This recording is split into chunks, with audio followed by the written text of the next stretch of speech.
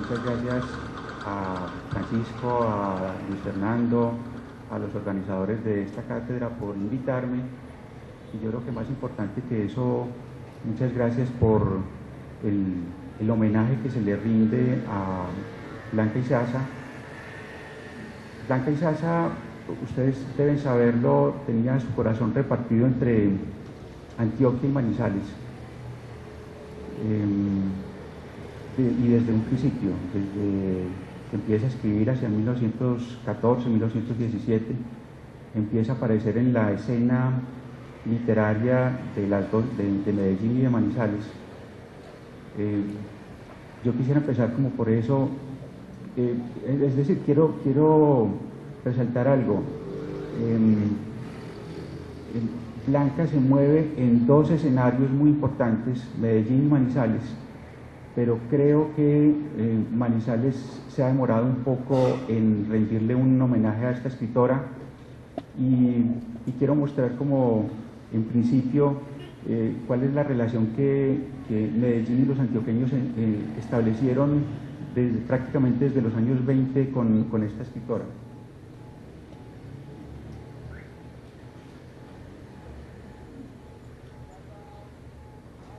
Bueno, en esta diapositiva aparecen tres imágenes.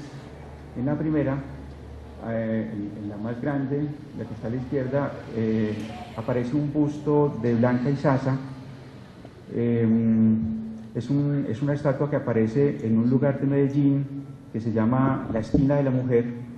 Es un lugar consagrado a 14 mujeres antioqueñas que tuvieron un gran protagonismo en la historia, incluso desde tiempos de la colonia hasta el siglo XX. Ahí aparecen dos mujeres indígenas, aparecen pintoras, aparecen educadoras, bueno, y aparece como representante, como la más importante representante de la literatura en el siglo XX en Antioquia, aparece Blanca Izaza. En el costado inferior aparece el capítulo de un libro que se publicó en el año 2007.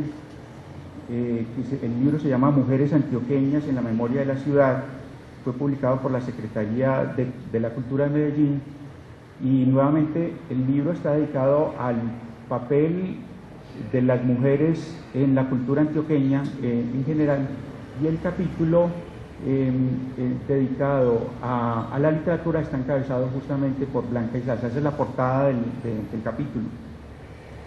Y en la parte superior aparece la portada de una revista de los años 50, posiblemente la revista para mujeres más importante que se hizo en Medellín en el siglo XX, Letras y Encajes, dirigido por Sofía Ospina de Navarro. En la portada de la revista, ese es un número de 1952, Blanca acababa de recibir el gran homenaje de los antioqueños, que fue la coronación durante la celebración del centenario de Manizales.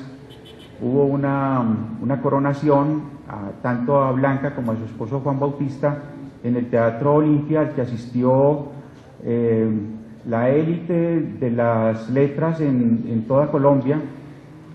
Creo yo que ha sido como el homenaje más importante, y en ese homenaje de 1951 se sintetizan como sus dos grandes amores.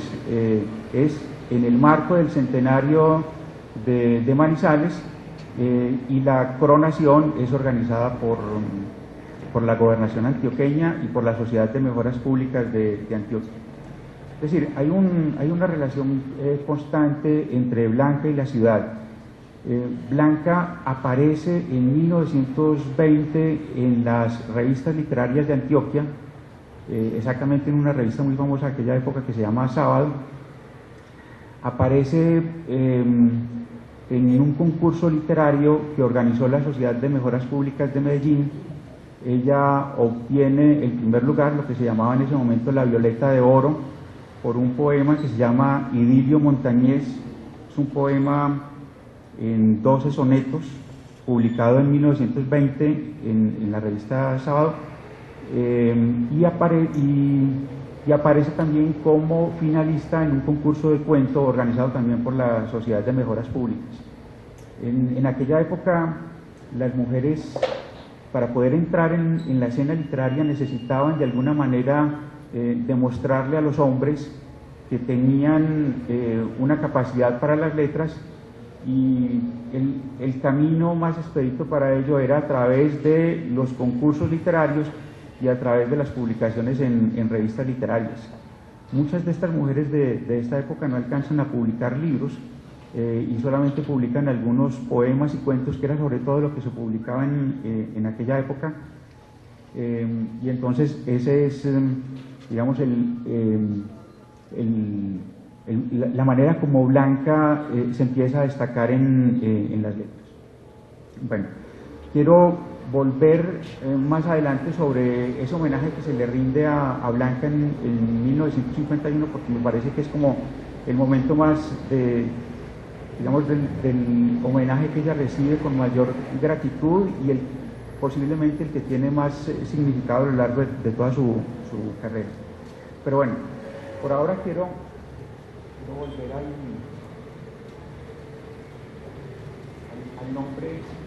al nombre de esta charla. Le he dado el nombre de ser escritora por tres motivos. El primero, porque quisiera centrarme en la obra literaria de Blanca. Es una obra que abarca 50 años, que va de 1917 a 1967. Es una obra en la cual aparecen registrados muchos hechos importantes para los historiadores de esta región. Es una mirada desde la perspectiva de la ficción, desde la perspectiva de una literata, ¿sí? Pero es una mirada también de alguien enamorado de su tierra, ¿sí? Esa es como la primera explicación de por qué el ser escritora. El otro es porque el deseo de ser escritora es como una especie de obsesión de toda una generación de mujeres contemporáneas de Blanca. Es decir, ese propósito de ser poeta, de ser cuentista, de escribir crónicas y de en algún momento vivir de eso, no fue solamente un propósito de Blanca, sino que es un propósito conjunto. Y yo creo que es la primera vez en la historia en la que un grupo tan numeroso de mujeres empieza como a tratar de alcanzar ese sueño. Hay muchas razones para eso, pero no quiero detenerme en el asunto. Lo cierto es que dentro de las búsquedas que hice, aparece un libro muy interesante escrito por un médico de Medellín que se llama Bernardo Uribe Muñoz. El libro se llama Mujeres de América. Es una idea muy sencilla, pero que resultó creando, tal vez de manera involuntaria, un libro delicioso, porque a él lo que se le ocurrió era, en vista de que había tantas mujeres que estaban publicando en revistas hacia los años 20, había tantas mujeres participando en concursos, él quería saber acerca de ellas, y se le ocurre hacer una encuesta con estas mujeres, preguntándoles como las cosas más elementales relacionadas con por qué se inician en la literatura, en dónde empiezan a publicar, cuáles son sus influencias, bueno, las cosas normales. Pero lo que se produce es tal vez el primer trabajo autobiográfico de toda una generación. Él lo hizo con mujeres de toda América Latina, pero lo que me interesa resaltar aquí es que la sección dedicada a Colombia comprende 27 mujeres, ¿sí? 27 mujeres en la época en la que las mujeres todavía no tenían acceso a una formación profesional, en la época en la que la educación estaba muy restringida, y en una época en la que había una misoginia, en algunos casos muy evidente y en algunos casos disimulada, pero que tiene que ver también con la importancia de escritores y de filósofos de actitudes muy fuertes hacia las mujeres como Nietzsche o Schopenhauer. Muchos hombres cultos de principios del siglo XX se deleitaban repitiendo estas frases de estos hombres contra las mujeres, y creo que esa actitud era predominante dentro de la sociedad colombiana en aquella época. Entonces, digamos que son mujeres que tienen que abrirse en medio de un camino bastante difícil, pero todas ellas, desde un principio, lo que ellas cuentan en la autobiografía no es, digamos, que ellas crecieron en un ambiente de lujo, en un ambiente cómodo. La mayoría de ellas, por lo menos en el caso de las familias antioqueñas, que eran familias numerosas y en donde las mujeres, sobre todo las mujeres mayores, tenían que reemplazar a la mamá en muchos casos, eran mujeres que tenían que cuidar a sus hermanos como si fueran las madres, tenían que robarle tiempo a todo ese tipo de oficios, leer literatura de manera casi clandestina, ¿sí? Y en algún momento iban apareciendo los versos, y para publicar esos versos lo tenían que hacer también casi que de manera anónima. Muchas de ellas utilizaban seudónimos para poder publicar sus textos.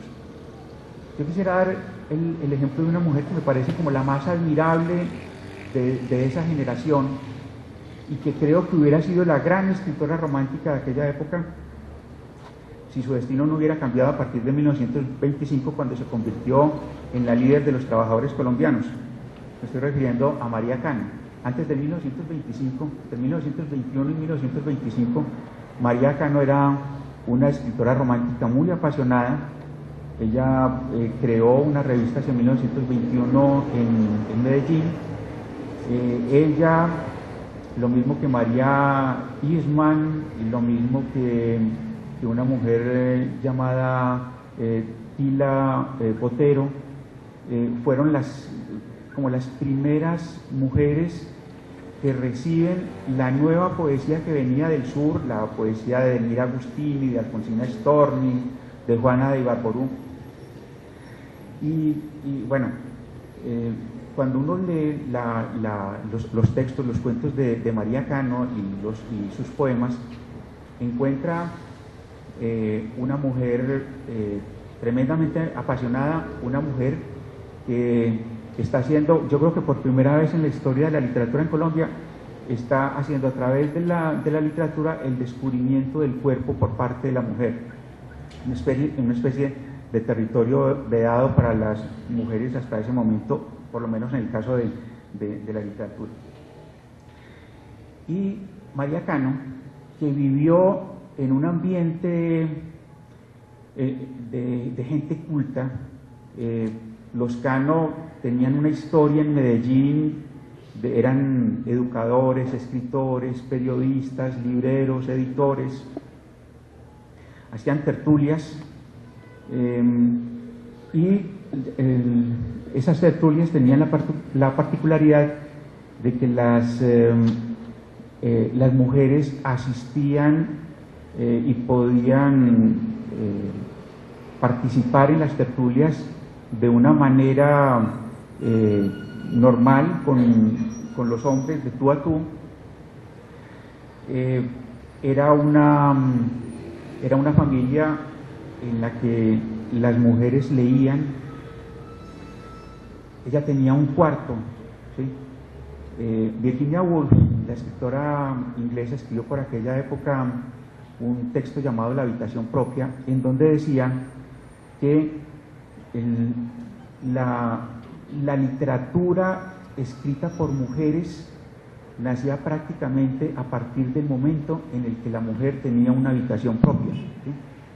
Y una de las cosas particulares, y que yo creo que es una especie de excepción en aquella época, María Cano tenía una habitación propia, y eso lo cuenta un escritor muy conocido acá en Caldas, que es Adel López Gómez, muy amigo de la familia Jaramillo y Sasa, y muy amigo en sus primeros, en sus inicios como escritor, muy amigo de María Cano, ¿sí? Y él cuenta en una pequeña, en un fragmento autobiográfico, cuenta que hacia los años 20 él estudiaba con otros amigos, leían a los escritores de moda en aquella época en el cuarto de María Cano. Es decir, había como unas especies de condiciones necesarias para que una mujer se pudiera convertir en escritora, y hay un fragmento de la autobiografía de María Cano que quiero compartir con ustedes, que me parece que es como que ilustra la manera como la mujer llegaba a la literatura en aquella época. Ya nos está hablando de una edad muy temprana, puede haber sido los 14 o los 15 años aproximadamente. Y dice, porque el médico Uribe Muñoz les pregunta, bueno, ¿cómo se inician ustedes en la literatura? Y ella responde, fue José Asunción Silva quien me despertó a la belleza. Oía yo a un amigo de mis hermanas recitar su poesía dolorida.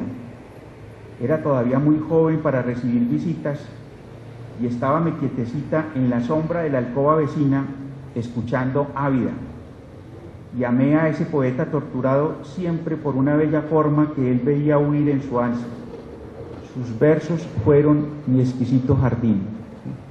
Yo creo que es necesario hacer como esa composición de escena, de la manera como ella se enamora de la literatura, es decir, es a hurtadillas, a escondidas, es como si estuviera hablando de un enamorado, pero el enamorado es un poeta, ¿sí? Es José Asunción Silva. Creo que la mayoría de las mujeres que entraron en aquella época en el mundo de la literatura lo hicieron de esa manera, ¿sí? Entraron como a hurtadillas, escuchando a escondidas. Adel López Gómez también cuenta la historia del primer poema que publicó Blanca y Sasa. El papá no sabía, ella publicó ese poema en la revista El Surco de Pereira. Era una revista que dirigía el papá de Luis Tejada, Benjamín Tejada, y cuando el papá se enteró de que ella había publicado ese poema, le preguntó, es decir, que a qué horas había hecho ella eso, y ella le contesta como un poco como si hubiera cometido un pecado, y le dice que no lo vuelve a hacer, que lo hizo pero que no lo vuelve a hacer. Esa actitud un poco penitente, un poco clandestina de las mujeres es muy característica de estas escritoras de aquella época. Y yo creo que la otra razón importante para ese título de ser escritora es que, a pesar de que ella representa a una generación que soñaba con eso, ella fue de las pocas que tuvo el temple, la entereza, la personalidad para ir más allá de un simple sueño, ¿sí? Es decir, con lo que uno se encuentra en estas autobiografías escritas por mujeres escritoras de los años 20, es que ellas al final dicen, bueno, llegó el matrimonio y se acabaron los sueños, ¿sí? Se acabó la literatura. Para la mayoría de ellas, la literatura termina cuando entran al convento, como sucede con una escritora de acá, Ua Jaramillo Gaitán, o cuando se casan, o cuando empiezan a hacer. La única posibilidad que tenían estas mujeres de los años 20 de tener una profesión era la de la educación, no había más. Y entonces cuando ellas se convierten en educadoras dejan de escribir también. Con Blanca y Sasa sucede una cosa particular, y es que el momento de mayor productividad se da a partir del instante en que ella deja de concebir hijos y de cuidar a su familia, ¿sí? Es decir, tener hijos parece haber sido una especie de paréntesis en su decisión, en su sueño, después de que cumple como con eso, con esa labor de ser madre, de esa labor que se le imponía a la titana del hogar antioqueño. Recuerden que la sociedad antioqueña a partir del siglo XIX se fundó como a partir de dos mitos. El mito del titán labrador, del que habla Gregorio Gutiérrez González en Memoria sobre el cultivo del maíz en Antioquia, y su compañera, que era la titana del hogar, de la que habla Tomás Carrasquilla en algunos de sus cuentos.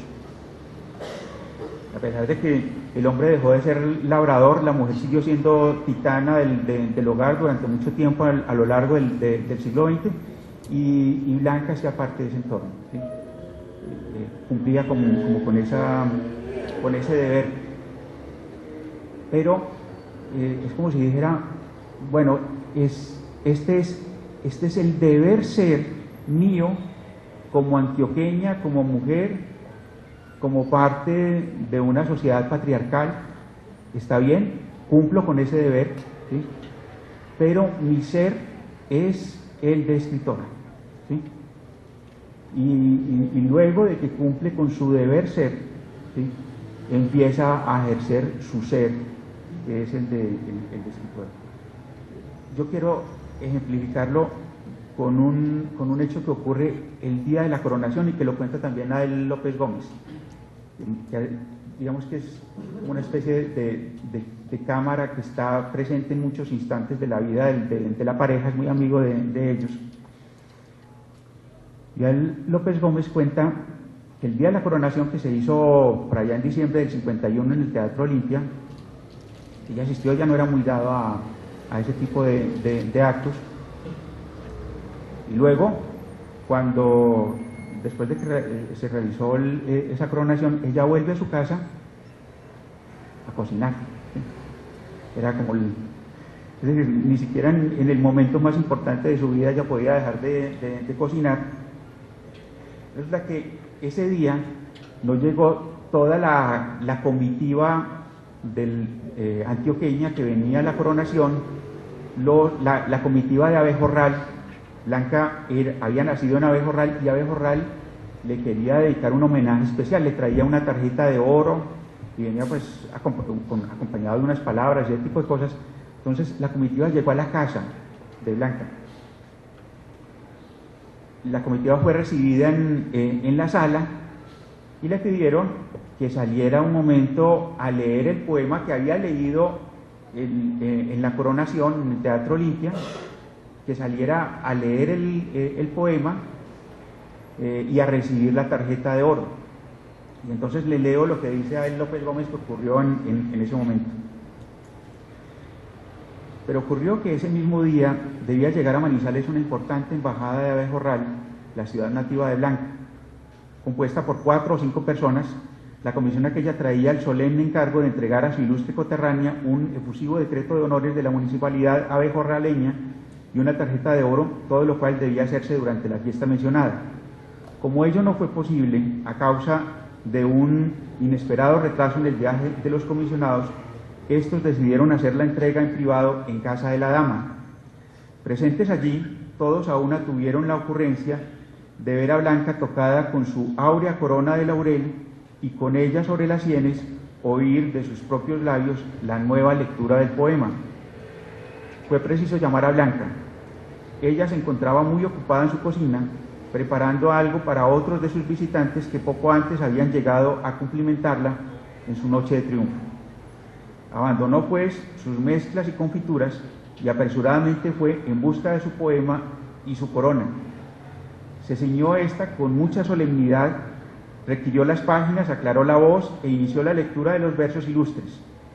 Los próceres abejorraleños escuchaban de pies, pero la solemnidad del momento fue rota por la estruendosa carcajada de una de las hijas de Blanca, que justamente en esos momentos se hizo presente, pues aunque muy solemne y coronada, su gloriosa mamá se había olvidado de quitarse su delantal de cocinera, y cerca de la frente ungida tenía también una roja manchita de mermelada. Eso, digamos, eso es un hecho anecdótico, pero me parece que es como muy simbólico. Yo leo esto y me pregunto hasta qué punto es un acto inconsciente de Blanca o es un acto irónico que tiene algo de sorna, ¿sí? Porque quienes hemos escuchado historias acerca de ella sabemos que tenía como ese sentido del humor que había heredado de los Izaza, ¿sí? Y es posible que realmente hubiera olvidado el delantal, pero también que lo hubiera hecho con cierto propósito, ¿sí? Es decir, yo he sido ama de casa, he sido cocinera, ¿sí? Pero me he ganado esto, ¿sí? Me he ganado también el honor de ser la primera poetisa de Antioquia. Bueno,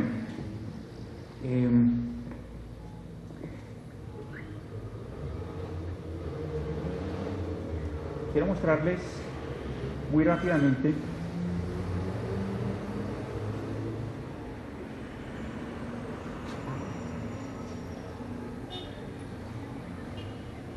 esta que aparece allí es esta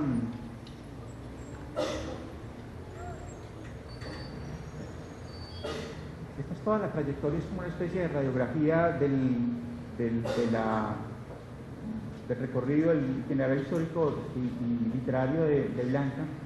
Empieza con un libro titulado Selva Florida, en 1917, que es una recopilación de los poemas escritos entre 1914 y 1917. Podríamos considerar que es la primera etapa de su vida literaria. Es todavía adolescente. Los últimos poemas hablan ya un poco de manera velada sobre su noviazgo y sobre su matrimonio con Juan Bautista, de tal manera que el libro podría ser, o el subtexto del libro vendría a ser la historia de el encuentro de Blanca con Juan Bautista, y algo muy importante que aparece allí es el proyecto de convertirse en escritora y de fundar un hogar con el poeta, con su poeta, ¿sí? Para hacer del hogar un nido de la literatura. Yo creo que ahí está como la gestación del proyecto.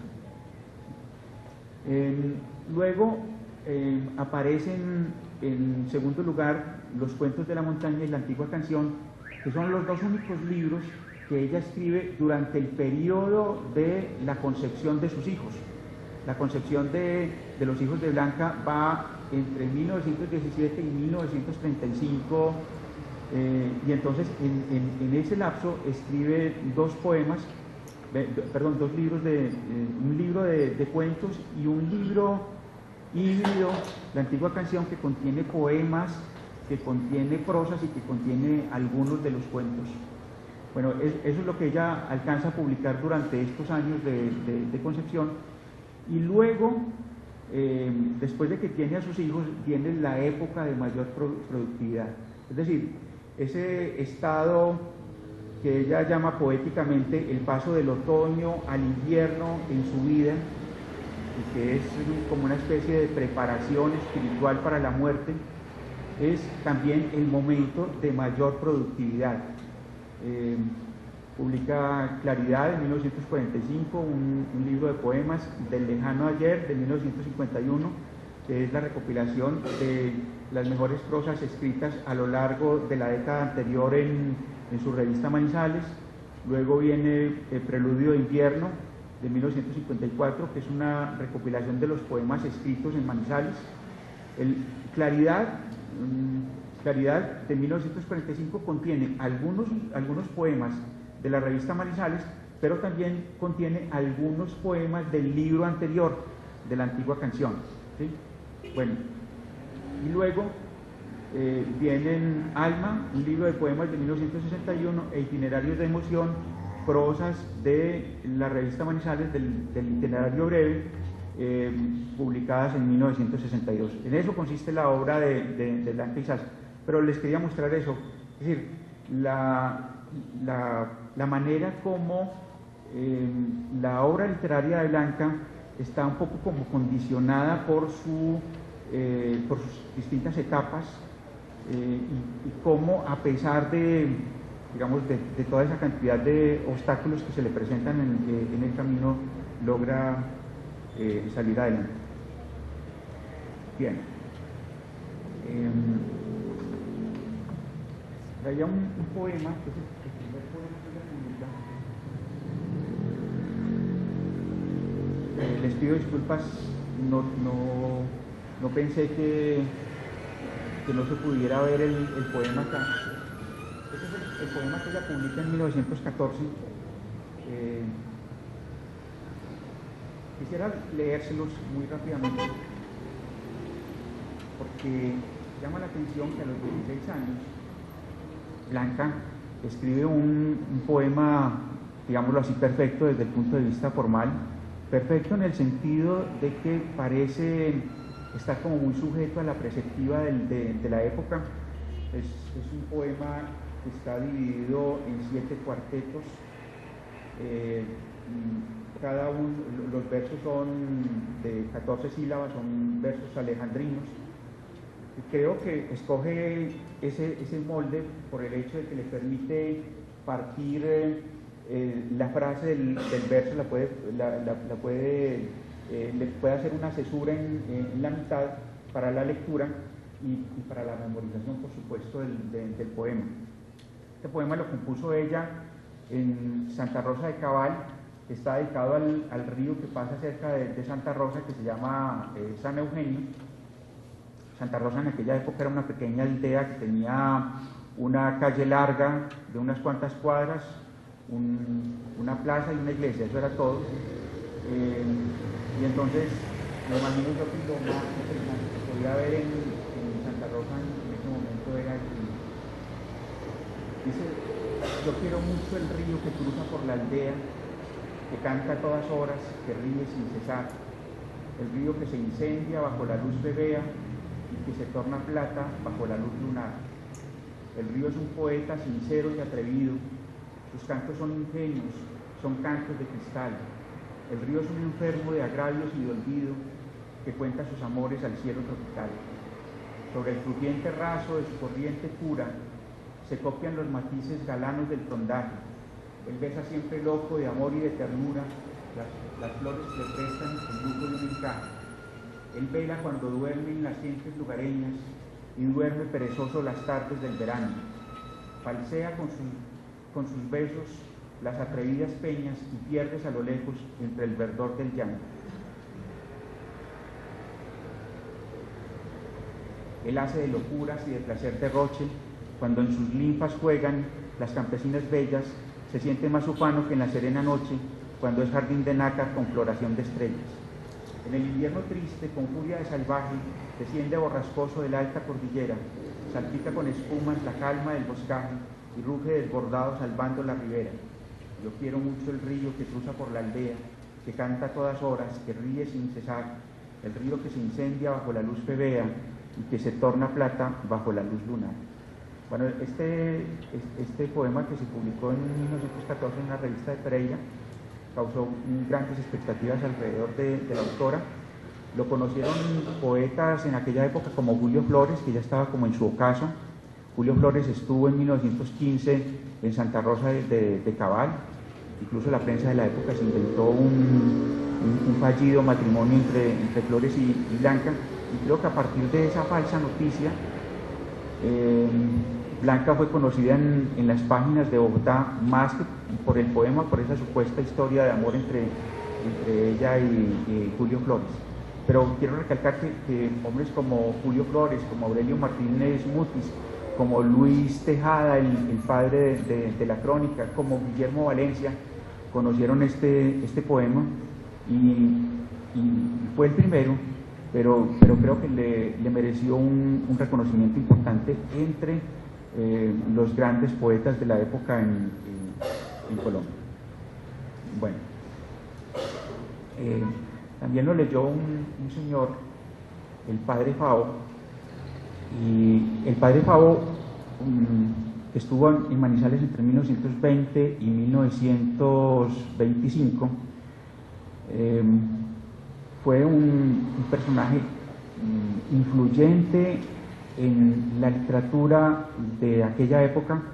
Él era un sacerdote de los agustinos recoletos, había venido en la época de la regeneración acá muy joven y hizo cosas muy importantes en muchos lugares del país, y lo trajeron aquí a Manizales. Yo creo que por el hecho de que Manizales se estaba convirtiendo en una ciudad muy importante desde el punto de vista comercial, estaba empezando a entrar la modernidad durante esa década a Manizales, y entonces con la modernidad, digamos que el mayor peligro para la época, los mayores peligros que tenían que ver con la modernidad estaban asociados a la literatura.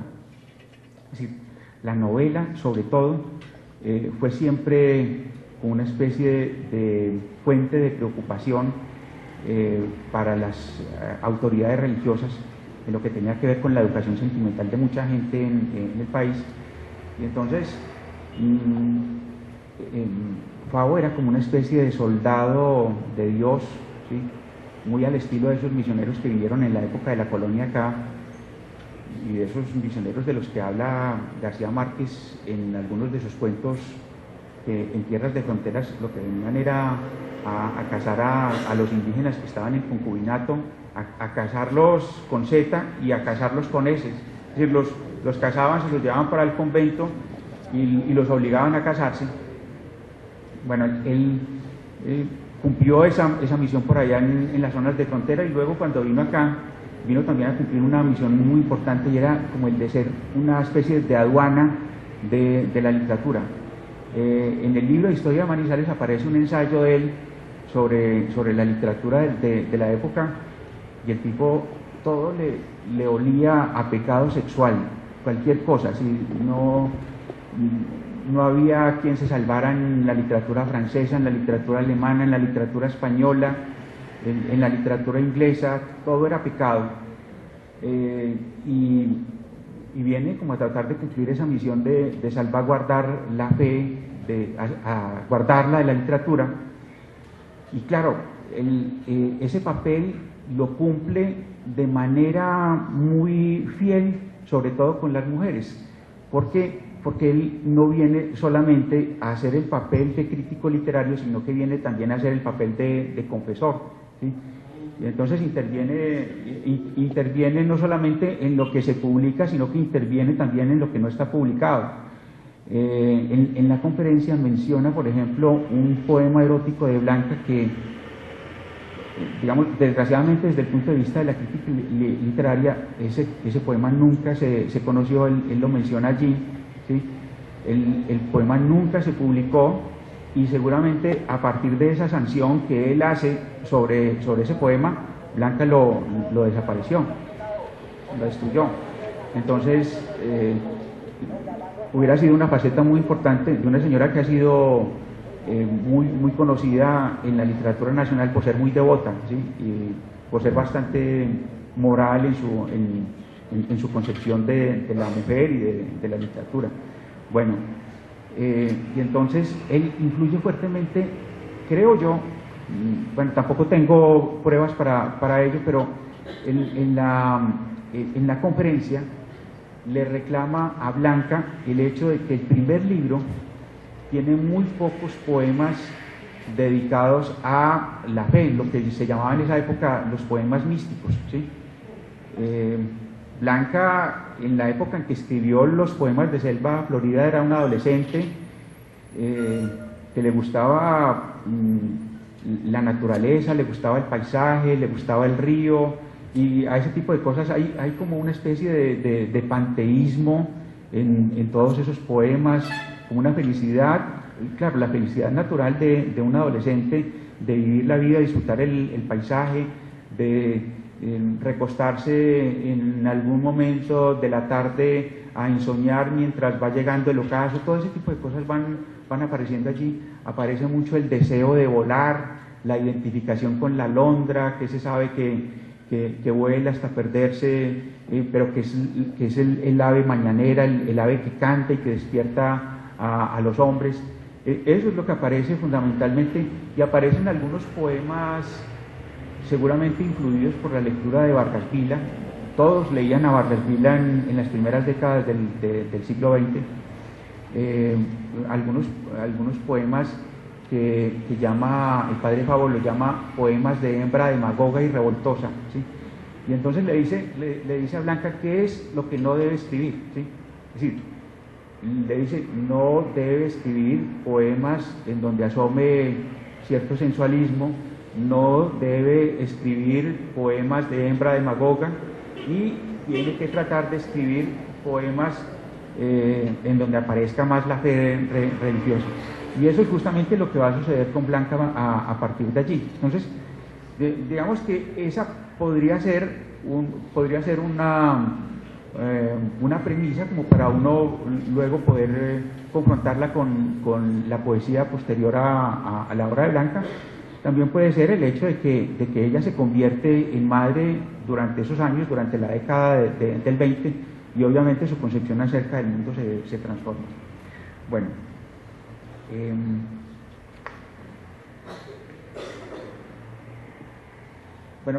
voy a pasar muy rápidamente sobre el tema del cuento. En 1926 publicó un libro titulado Los cuentos de la montaña. Este libro en realidad era la recopilación de los cuentos que Blanca había publicado en la revista Azul, que fue la primera revista de la familia Jaramillo y Zaza.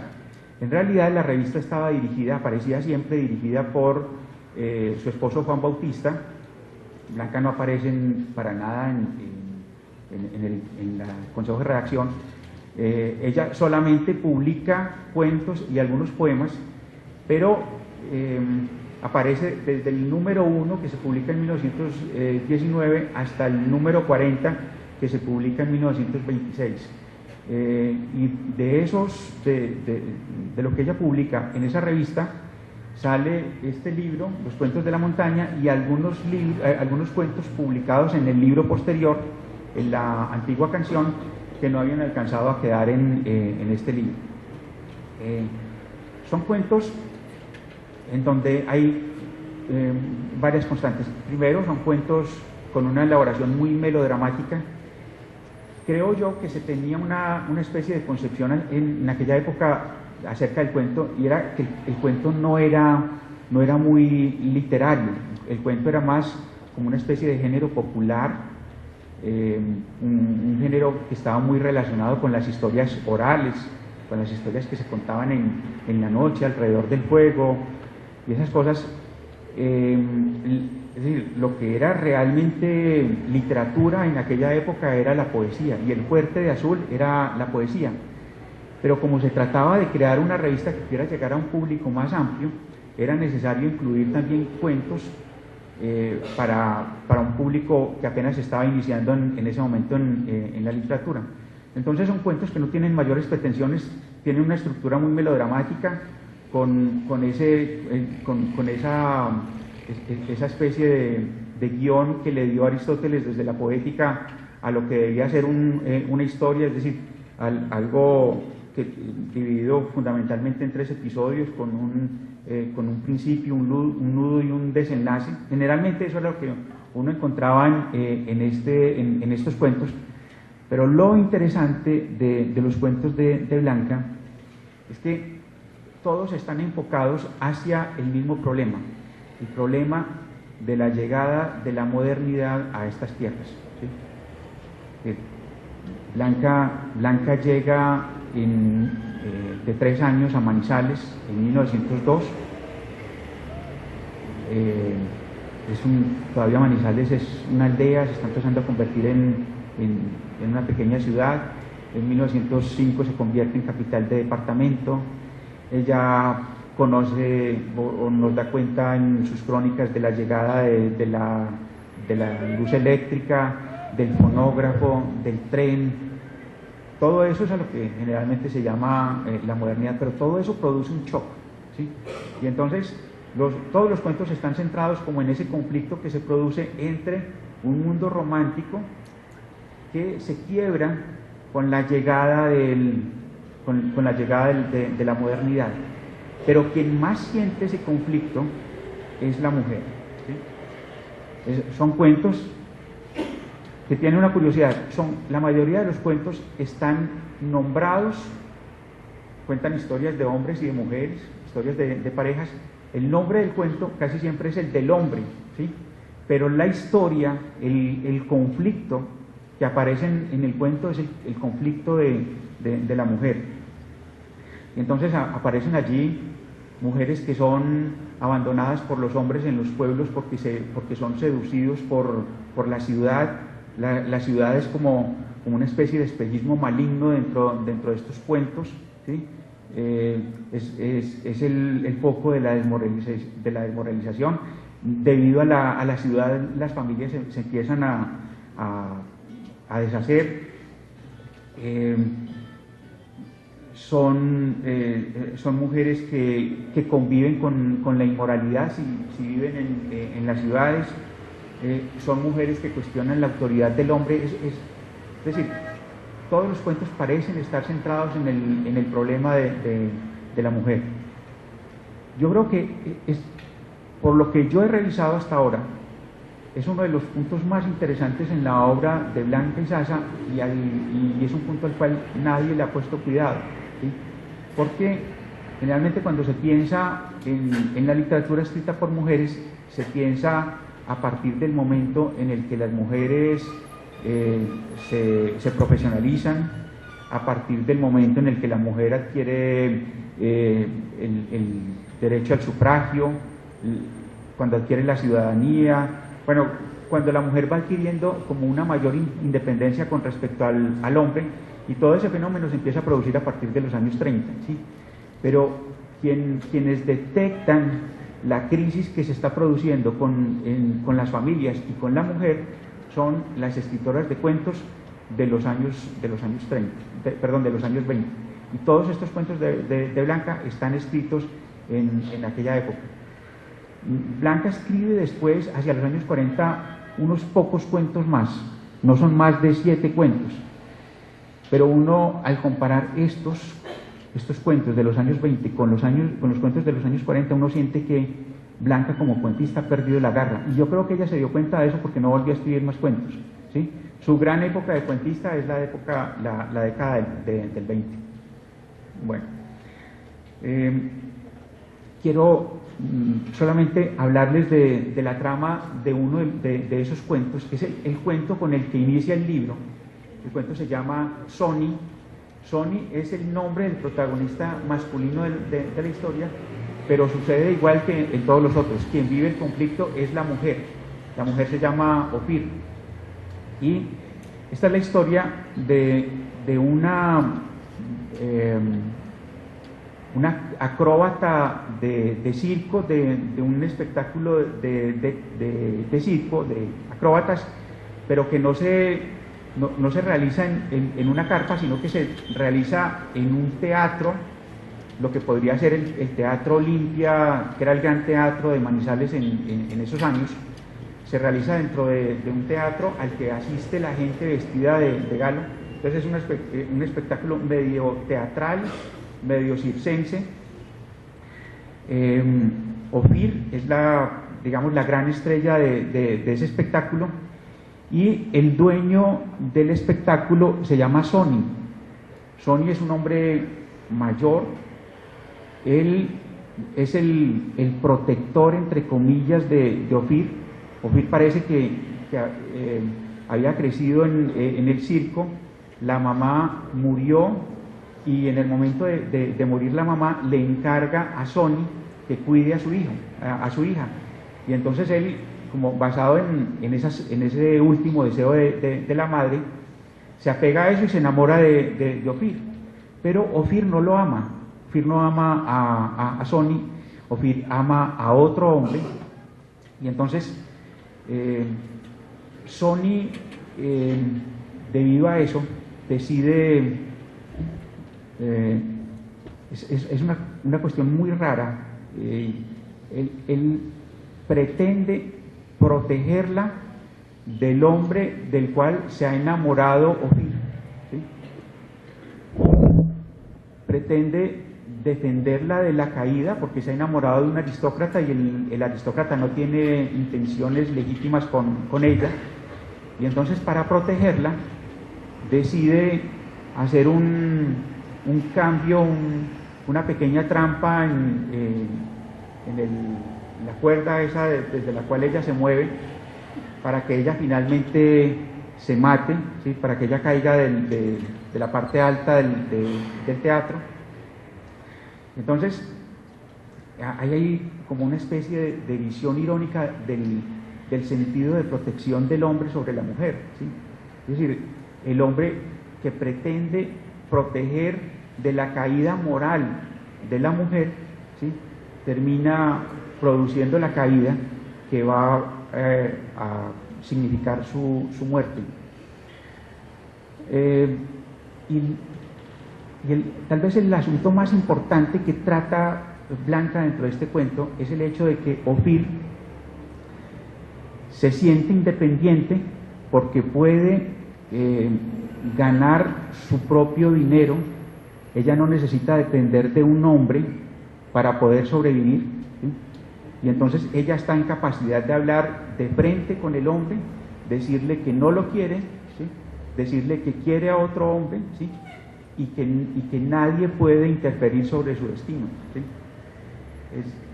Eso parece muy común, parece una cosa muy elemental en nuestros días, pero no se encuentra en la literatura de los años 20, ¿sí? Pero eso va a significar la muerte de este personaje y va a significar y va a morir de una manera muy simbólica. Muere desde lo alto de un teatro, cae sobre el centro del escenario, y los testigos van a ser los espectadores burgueses, ¿sí? Es decir, el espectador burgués contempla la caída de la mujer en la época de la llegada de la modernidad. Yo creo que es el cuento en donde se resume el gran problema que está viviendo la mujer en aquellos años. A ver, quiero dar un salto y terminar como con el poema final de Blanca, un poema que se llama Preludio de Invierno. Ese poema apareció inicialmente en un libro que tiene el mismo título, Preludio de Invierno, que se publicó en 1954, pero en realidad fue escrito en 1948. Yo les he dicho a ustedes que Blanca escribe hasta final, hasta 1967, pero ella, a medida que va pasando el tiempo, después de 1940, uno percibe en su obra como la preocupación de una mujer cristiana por la cercanía de la muerte. Es decir, sus poemas se van volviendo más espirituales en el sentido cristiano y un idealismo cristiano cada vez más calcado. Y el libro final de poemas de ella, que se publica en 1965, se llama Alma, y es un libro que físicamente parece un misal. Es el libro más austero, más obvio de ella, y se podría decir también que es el libro más personal de Blanca. ¿En qué sentido? Blanca no intervenía en la edición de los libros, ¿sí? Hay varios testimonios acerca de eso. Ella le preocupaba escribir, era muy de su casa, no le gustaba como el salir al mundo de las tipografías, al mundo de los correos, todo ese tipo de cosas que tienen que ver con la publicación de un libro, y todo eso lo hacía Juan Bautista, ¿sí? Y entonces lo que uno puede apreciar es que los libros son diseñados y elaborados por Juan Bautista sin que ella intervenga mucho en ellos. Ella interviene en el sentido de que los poemas son de ella, ese es su contenido, ¿sí? Pero no intervienen en el diseño. Pero este es un libro que tiene una característica distinta, parece más personal, deja de lado una gran cantidad de poemas de ocasión que se escribían en la revista por el hecho de que, digamos, en mayo había que escribir poemas dedicados a la madre, en otra fecha había que escribir poemas dedicados al padre, en la fecha de un santo había que escribir poemas dedicados a un santo, en fin, digamos que era una poesía que estaba como muy condicionada por el calendario de la revista. Pero en el caso de este libro, todos los poemas tienen una característica, son muy espirituales, la mayor parte de ella habla acerca de asuntos eclesiásticos, habla de su fe, hay plegarias, todo ese tipo de cosas, y el primer poema se titula Y llegará por fin una mañana, que es el poema en el que ella imagina el día de su muerte, ¿sí? En el que va a emprender su viaje final a través de la nave de Caoba, la llama ella, ¿sí? Y entonces ese es el primer poema que aparece dentro del poema, y el último es el poema que vamos a escuchar en la voz de Blanca Izaza, que se llama Preludio de invierno, que aunque no fue escrito en esta época, ella lo selecciona especialmente como para la despedida, ¿sí? Y entonces terminamos esta charla escuchando a Blanca Izaza.